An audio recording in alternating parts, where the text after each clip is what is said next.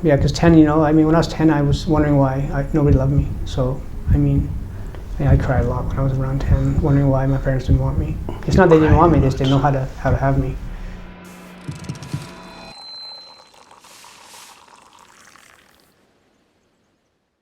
Hey everyone, I would like to welcome you back to another episode of our Coffee with Kuda, and I am your host. My name is Kuda Mabiza.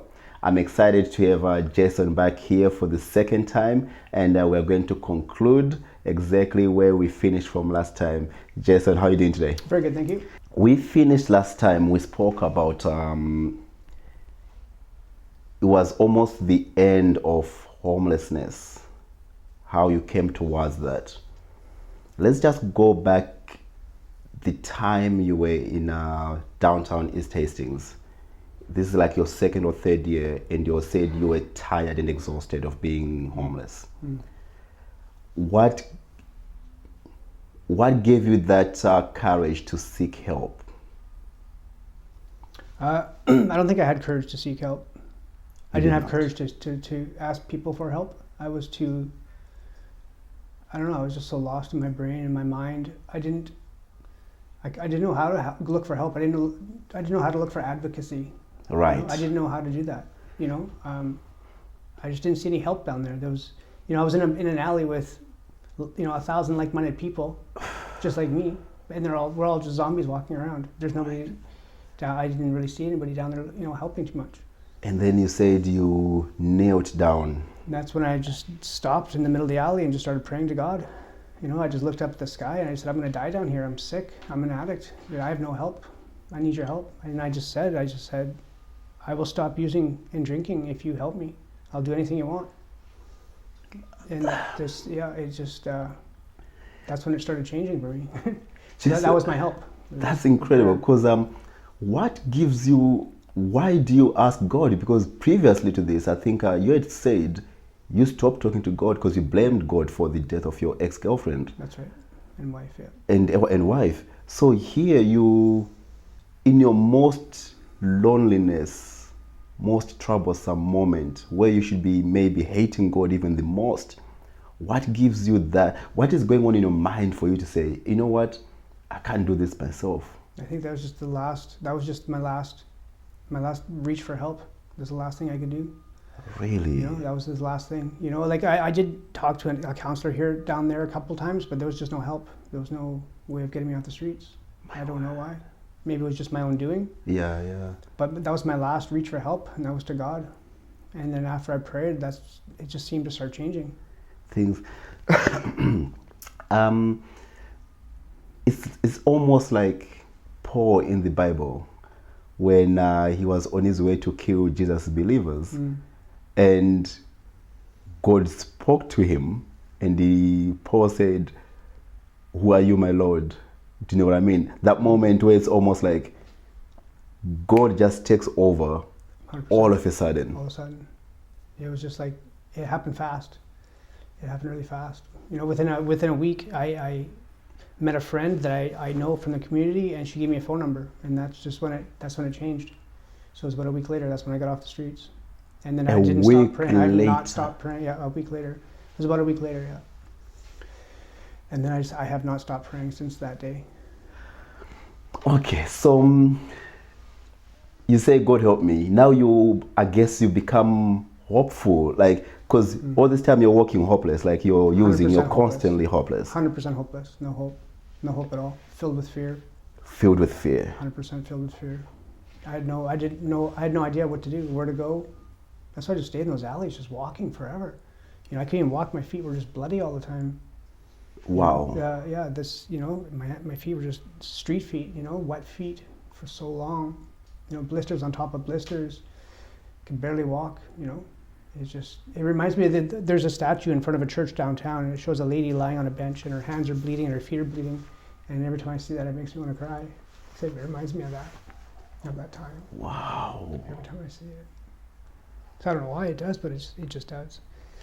It just reminds me of me being down there, so lost. There are a lot of people down there who are so lost. Yeah, you're around 1,000 people, like just in the same mind, same wavelengths, same pain, same trauma. Well, everybody has different traumas, but I mean, you're just Yeah, stuck in yeah, that zone yeah, of traumas. You don't know how to get out of that. I didn't know how to get out of it.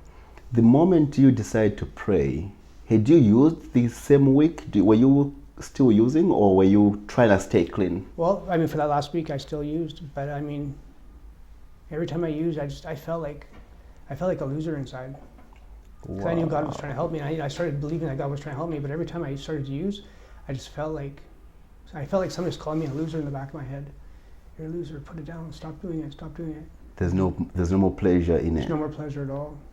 I think I lost pleasure long before that. Yeah. It was just a way to get out of my head. Okay, so a week later, you get a phone number to call. Who do you call? So I got a phone number to a recovery house out in Surrey, and I didn't know what that was. I had no idea what that meant, a recovery house. I just called the number. First, my friend said, she said, if you call this number, you can go there and get sober.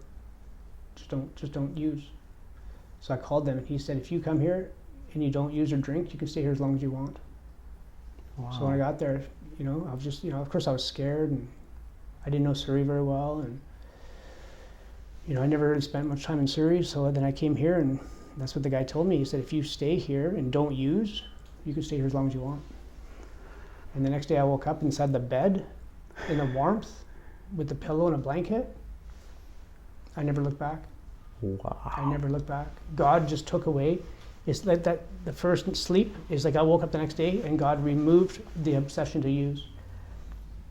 Gone. So did you have any side effects? Did you have the withdrawals? I went through withdrawals and detoxing. In detoxing? I detoxed there at the house. You detox in the house. And through the detox and you're feeling the pain, you are not saying, I would rather use.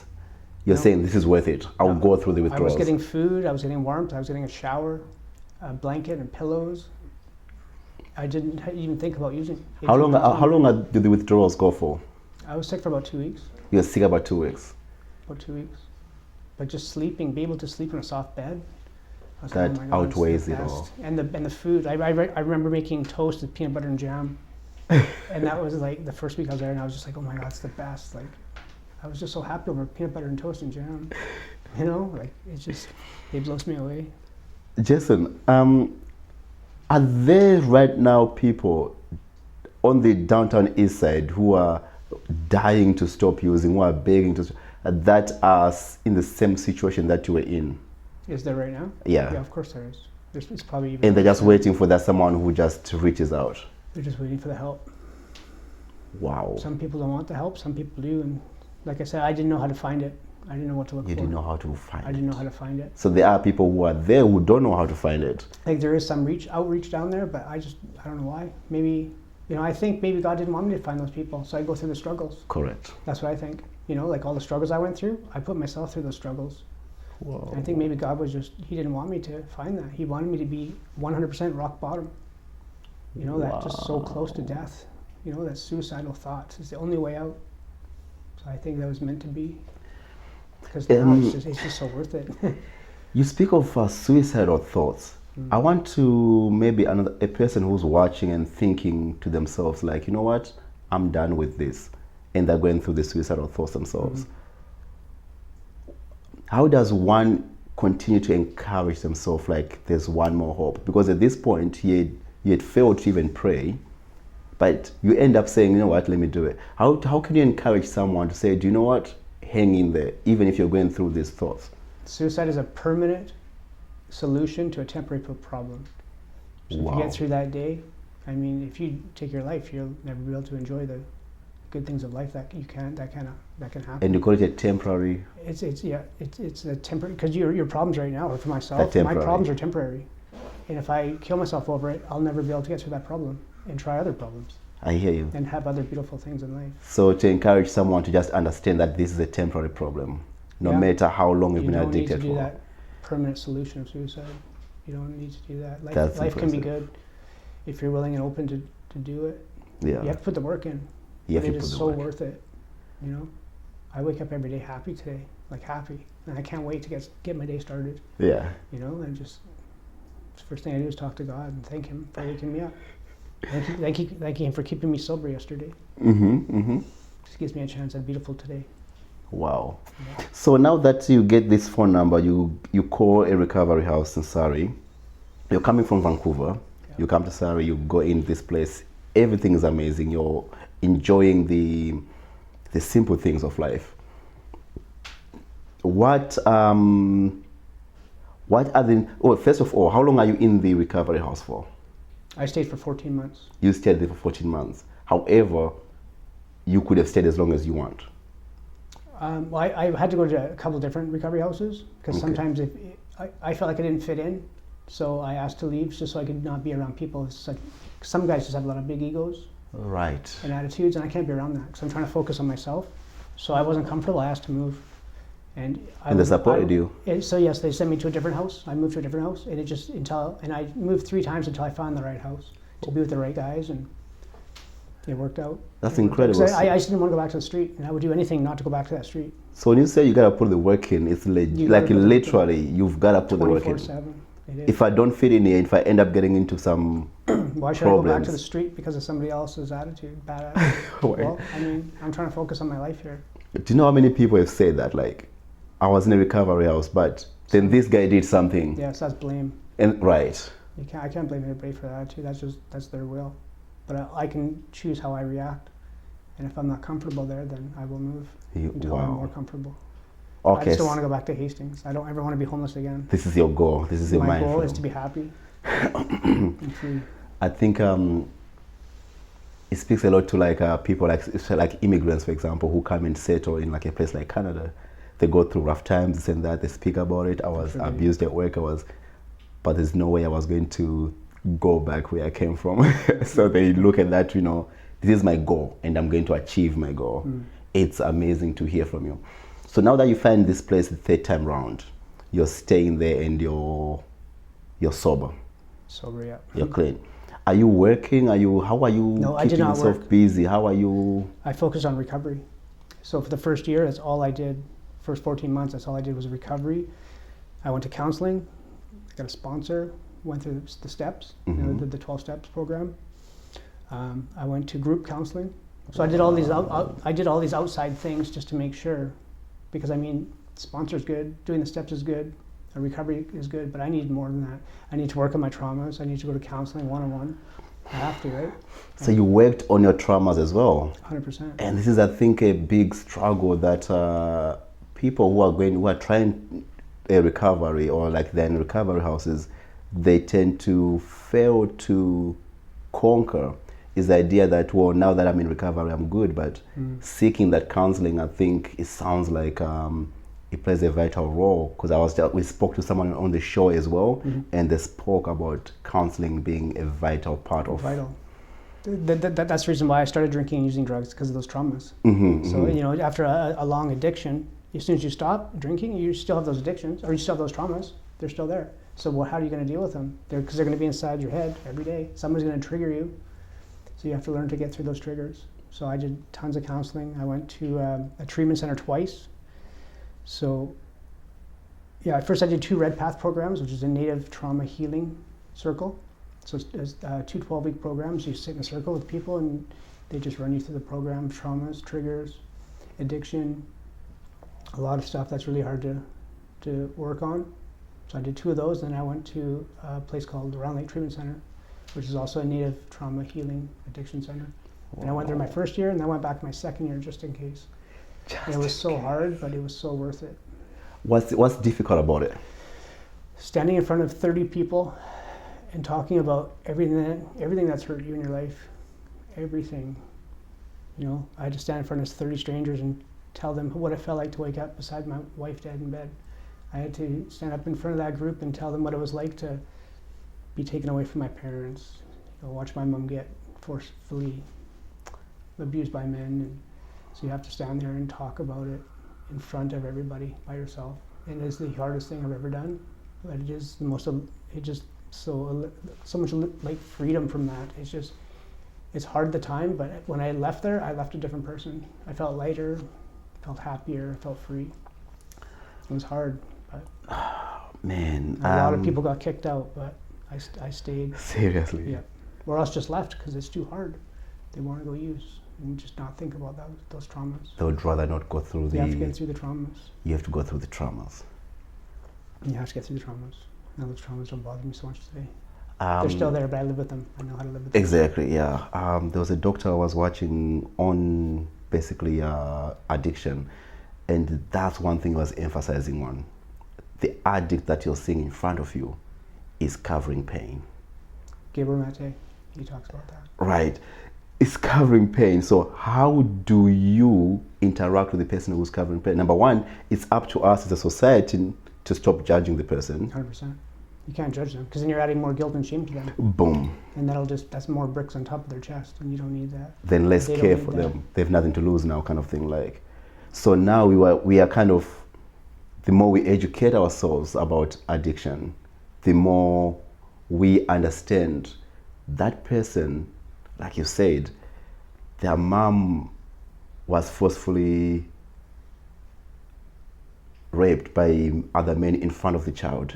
Think about that. That's hard to watch. It's incredible. He lost his wife to drugs when a child is upstairs. Yeah. Like, there's so much pain that come with it that we don't see that. We don't even think about it. No, they just How see the dare addict. you see? They Right, just see the exactly. addict, yeah. Just reacting. Nobody wants to be an addict stuck in a downtown alley. No one Nobody wants to be an like addict. that. It's just there's the only way that they know how to deal with life is to cover up the pain and the trauma. Now here, if as a society we From a- accept this person, hey, you may not, you don't want to talk about it, we get it. But if I now treat you as a human being, As a level, respect is 100%. Level Both of the same respect. level. You're the same level. You just took different paths in life. Because some people had help, some people don't. wow. There's a phrase that says, hurt people, hurt people. Just like a vampire. It's like when a vampire bites somebody, that person's going to grow up and be a vampire, and they're going to bite somebody. That's the way that sort of thing works. That's how trauma works. Oh my God. Okay, I think let's move on. It's incredible though, like the things that you just start to uncover slowly and surely, right? And then how many of them will find the strength to say, do you know what? Let me end the story here. Hate people. Yeah. Not me anymore. No. That is, I think, the most difficult part. Yeah. So now you are in this house, you decide to go through a treatment center, because I was speaking to another interviewee here, and they said recovery houses are good, but when you go to a treatment center, you're not getting the counseling, you're not That's getting right, yeah. do you know what I mean? And that's what it sounds like to me as well. We're not putting one over the other, but we're saying if you utilize the treatment center for its core purposes, That's right. you will come out stronger. You'll be different, way stronger. And you did this twice, I did it twice just in case. just in case. Just in case, yeah. Well, I had to. Your mind is set up. Yeah, so yeah, my mind is set to be better, to be happy. I just want to be happy. I think I remember previously talking to you, we spoke about what is the difference of a person who's addicted to, I know you are using cocaine at the same time as steroids, but people who use steroids, they want to be stronger, right? That's the whole motive behind it. What is the confidence like in you without steroids as compared to the confidence levels of you when you were using steroids? Well, now the confidence is it's real, and I'm still building on it. I'm still trying to build that up because I'm just only back in society for 3.5 years. So I'm still trying to build up that confidence that I'm employed, I have a good job. I'm back in society, but I still have to build that confidence up. Yeah. It's just like I feel like sometimes a 3.5-year-old because I'm only sober for 3.5 years, so I'm still learning. But I have the confidence in myself to do my job, and I do my job very well. I mean, I know that for a fact. So. I think the key, what I'm taking from that is when you said, I'm still learning. Still learning. Not enough people want to admit that. No, we have to learn. I have faith in my higher power that I will get there one day at a time. It's not going to happen overnight. It takes time. I've only been working for like about 1.5 years now, so. Okay. I mean, but and you've been my clean confidence for 3 at work years. it's getting good. It's getting good, yeah. It's getting better. And it's no longer confidence that is used to intimidate people. No. No, it is confidence. That's like anyone who needs help from me. Faith in myself to help others. Right. 100%. I'm there to help other people. Because I work with people who are homeless and living in shelters and addicted. So I know what it's like to be like that. And I just want to help them take away that pain. And if I can help them get to a counselor or get to detox or even just a doctor's appointment, even go get their ID, that's a big step, right? You know, the mind frame I'm seeing is, it's your mind frame has changed to these people in front of you. It's not focused on me anymore. It's no longer focused on you anymore. Self-pity is, I try to get rid of self-pity every day. Mm-hmm. Selfishness and self-centeredness. Give it to God. And that's the key, right? I think I always talk to people about, for example, growing up in Africa, like, you know, we are literally raised by a village. It's literally everyone just looks after each other kind of thing, like. And I believe that's the mind frame I would hope for the society to start thinking that way, like, you know what, this person, how can I help that person? Unity. The unity, right, exactly. It's not like that here. It should be. Right. And especially towards the marginalized populations. Yeah, 100%. Because they're all left alone. They're just pushed aside because they're not contributing. They're stuck in their drugs. But why are they like that? Take away those drugs and watch that person blossom. And become somebody powerful in the society, helping other people. You say when you say blossom, you're saying blossom as in watch them help other people. Yeah, because all that potential is just held down by those drugs. And with us, without the substance abuse, when we say blossom, we're like, how much money can I make? Yeah, I don't. What's the next car that I want to buy? Do you know what I mean? That's me blossoming when you don't use. But if you're coming from the life of addiction, blossoming means how many more people can I help? 100%. You have to. Money is, it's always going to be there, and you're always going to owe taxes. So I mean, money will always come. I mean, I remember struggling just to get $2 together for a coffee from Tim Hortons. And that was a struggle all day long. And now I can have a coffee anytime I want. So I mean, it's just a bonus of being sober. Of being sober, right, yeah. I wanted to touch on, as a person who has fought the addiction, you have conquered it. Do you ever get comfortable and feel like the journey is over? Like, do you ever feel like, victorious? Or do you always feel like, I can't stop? You can't stop. There's no conquering the addiction. You have to keep going. Every day is a new day. And I have to start my day every day with my routine. Because if I don't, that demon will come back. He's still in there. Wow. And if I don't work on it, he'll get stronger and stronger. He's in the back of my brain doing push-ups. So I have to stay on top of that. You never ever conquer your addiction. Once you're an addict, I will be an addict for the rest of my life until the day I die, and an alcoholic. And as soon as I have that one sip, I've lost everything.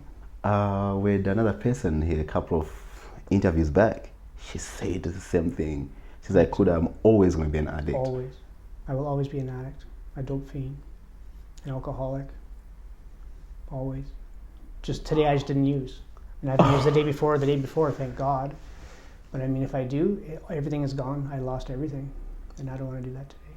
I respect myself too much. I love myself too much. I don't want to do that. It took me a long time to even say I love myself. To look in the mirror in my own eyes and say, I love you, I'm sorry. It took a long time to do that. And is that because maybe you didn't hear it growing up yourself from... No, I didn't hear that at all when I was a kid, ever. A child's supposed to have lots of eye contact and, for their mother and father. I never really got that. They say that's how you build your connection to your soul, with your connections to your family, right? Yeah. Is eye contact as a child. And if you don't have that, you already start with low self-esteem and zero connection.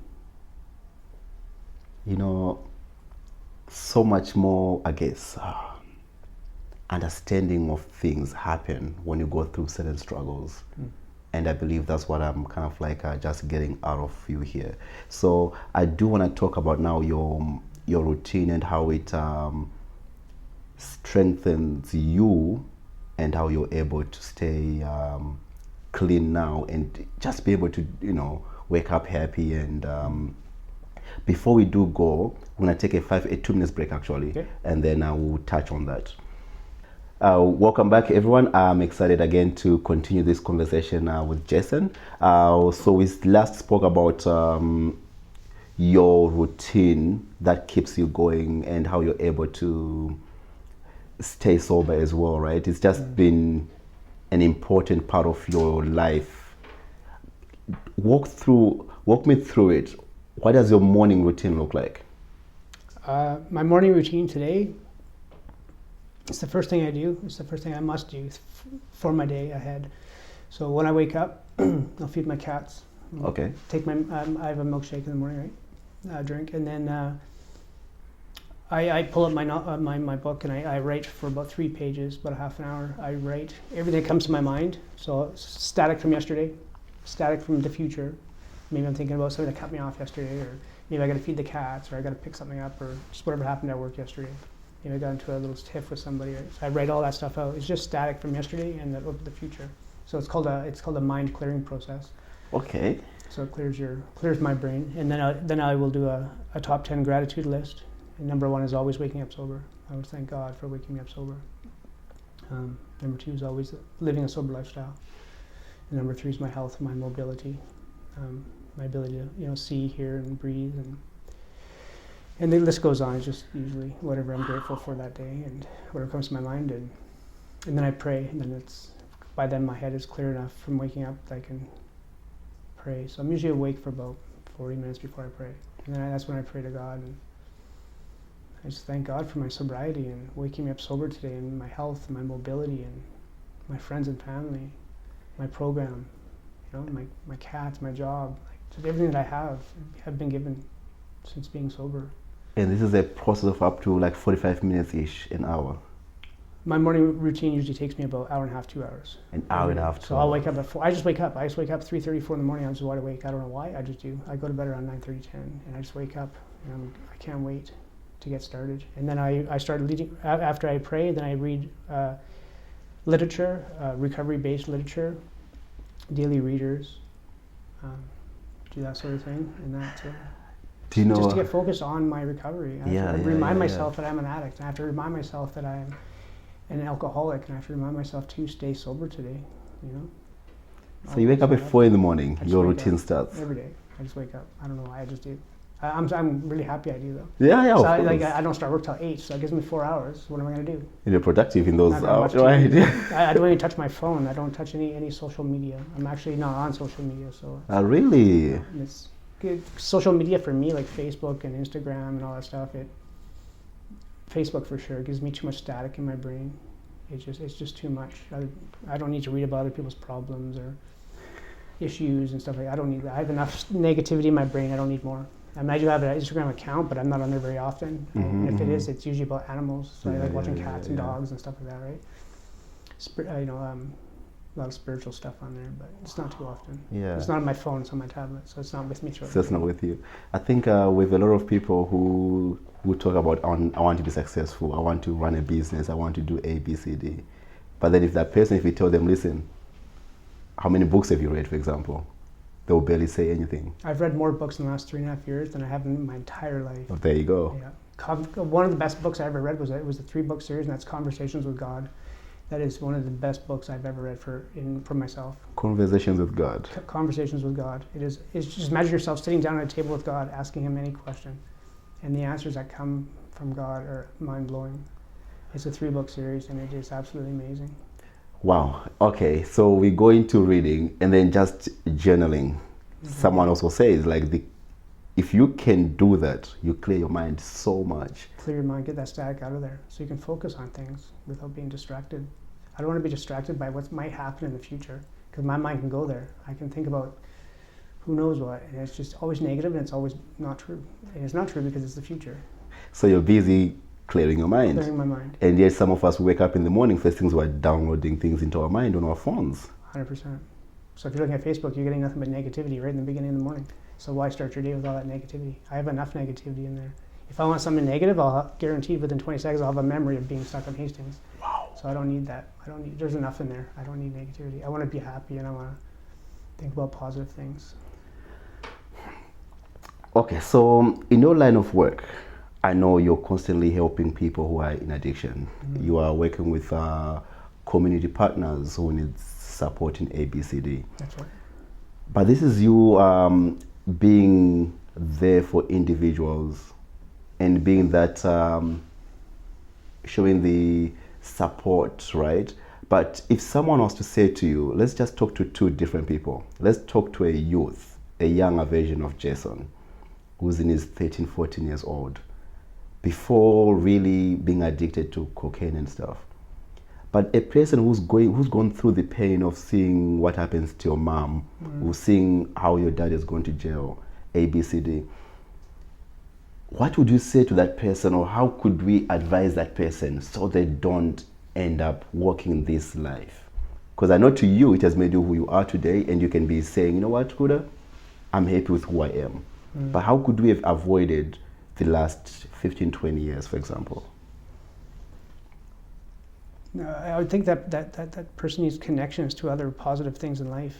You know, to teach them that there is other ways. You don't need to use mind-altering substances to get away from that.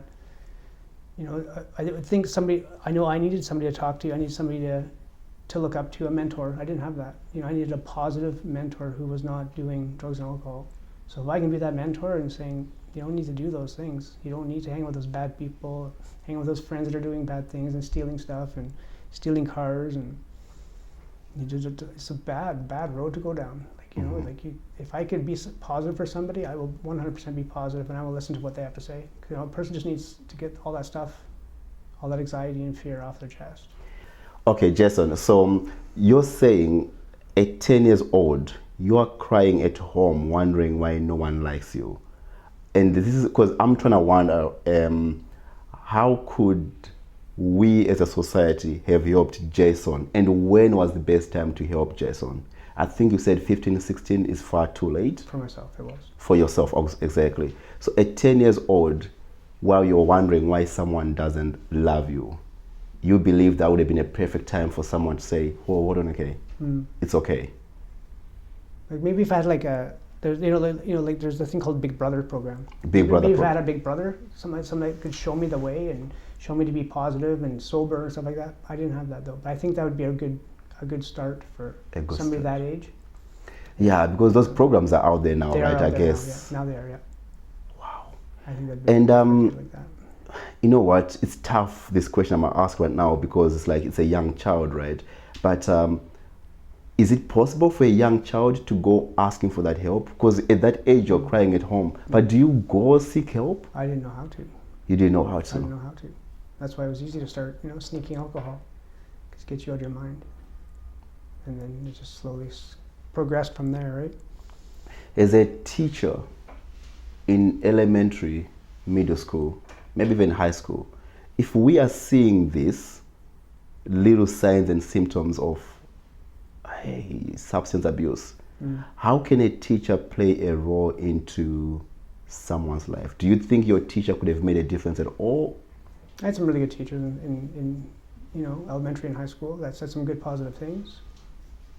But I don't know, I don't think they really knew things back then like we do now. Yeah. Maybe they could have set up that advocacy for me. But there was no advocacy for me back then.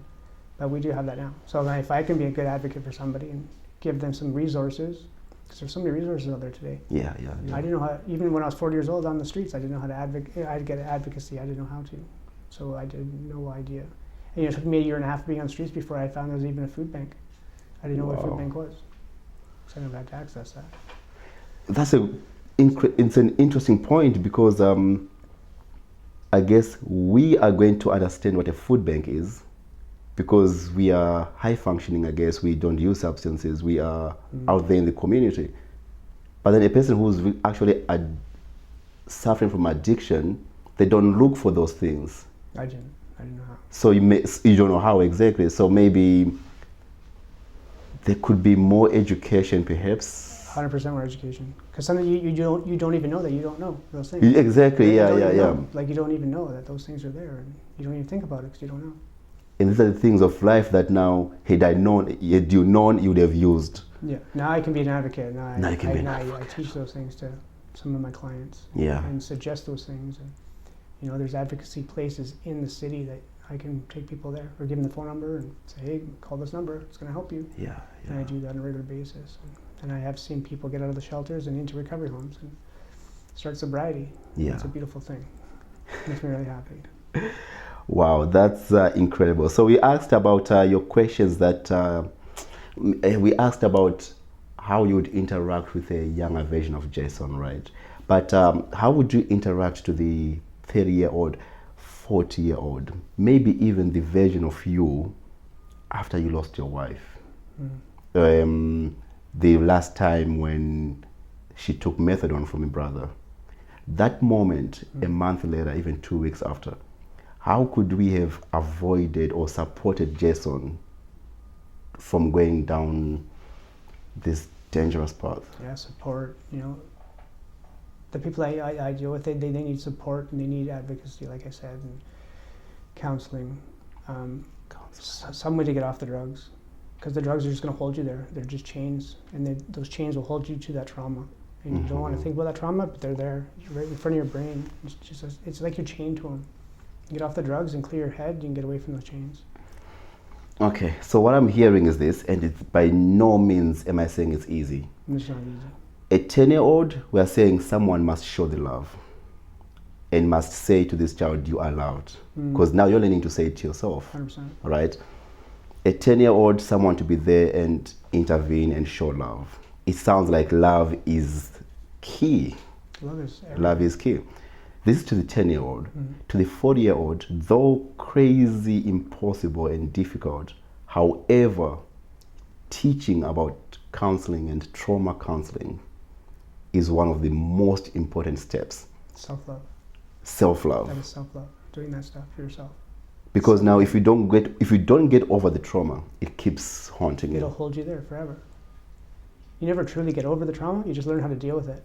You just learn, I know those traumas are there and I can still see them in my brain. If I close my eyes, I can see them just like I'm still there. But it's just how I deal about it, how I react to it. Because those memories will always be there. Yeah. But today they don't pull me down. They don't pull me down. That's it. Some of the youth that we work with in our youth program is they're from Middle East, and they talk about the situation growing up, right? Of the bombs, It's gonna be so hard. stuff like that. So that just thinking about that makes me think my traumas are nothing, not even compared. But it's all inside the brain, right? Right. But we can all live like we're living in the Hastings Alley, but it's all inside your head. Even if you're living on, say, a penthouse, you'll still be stuck there inside your brain. So I feel for those people because that's gotta be so hard. Right, and there we go. So hopefully with our youth program, we can actually take those kind of advices like, do you know what? Without trauma counseling. Counseling for little kids too. It's counseling for little kids as well. I wish I had that. I didn't start seeing a counselor until I was, early 20s, I would think. Really, eh? Yeah. So I was diagnosed with dual diagnosis, so anxiety, depression, and drug abuse, right? So you got the two things. Wow. So you can't really focus on the depression and the anxiety and the PTSD if you're covering up with drugs. You have to get rid of the drugs to focus on those, because those drugs are causing other problems and overlapping all the PTSD and the depression and the anxiety. Okay.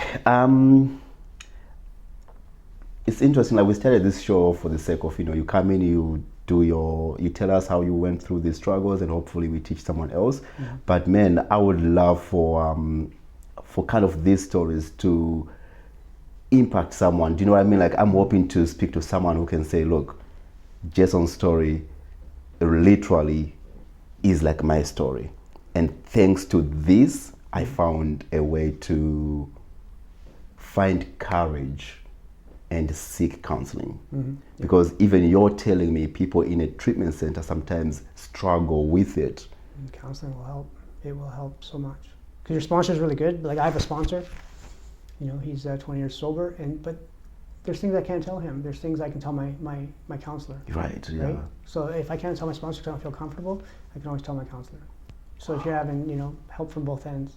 Exactly, it really helps, yeah.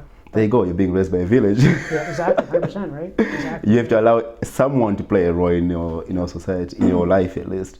Okay, so as we close this up, Jason, what advice do you have, or what last words do you have for us, to the community listening? Just respect and love each other and show some compassion. I have no idea what else somebody else has gone through and why are they having a bad day. We have no idea. Maybe their wife died, maybe their child died, who knows, we don't know. You just have to have a little compassion for people. Right? I was telling my wife, I literally stopped beeping at people in the traffic. If someone cuts me out, I stopped. because that person could be rushing to the hospital. Exactly. And I didn't learn that until like 2004, after my first girlfriend died. Yeah. You know, and that was the same thing. Lots of road rage. As soon as she died, I thought maybe that person's wife died. Yeah, there you go. And today it's just that's the first thing I think about. You know, they're probably not like that. They're probably just having a bad day. They're just having a bad day. Happening in their life that you have no idea what's going on. I used to be so bad at it. You beep at someone, you stop down and yell. How little do you know, maybe they're thinking about the stuff. Maybe it could be just going through their mind as well, right? And the person honking at you, maybe they're going through. They're going through exactly, yeah. Maybe they found something bad, right? You know what? The way what you just said there, love and compassion for each other, for everybody. Despite what they are doing to you, despite the way they are acting, the way to just say, you know what? It's being the first one to apologize. It's okay. Yeah, because the people that I work with, who are extremely addicted, and I see that they have no confidence, no love, and they don't think anybody's out there to help them. You know, I'm trying so hard to help them. Sometimes they don't even want to take it because they don't know it's true and real. And so, you know, if everybody just kind of helped out and had some compassion and not said those mean words, things would be easier, I think. It's easier said than done. It is. But do you know what, though? The more we teach each other, the better. And Jason, it means a lot that you came through for us. And I do hope one day, not even one day, in the future we have more time. Let's just continue talking, because These kind of discussions are powerful and they're important. Yes, it's good to see you again. Thank you. You have a wonderful day, okay? Awesome, cheers.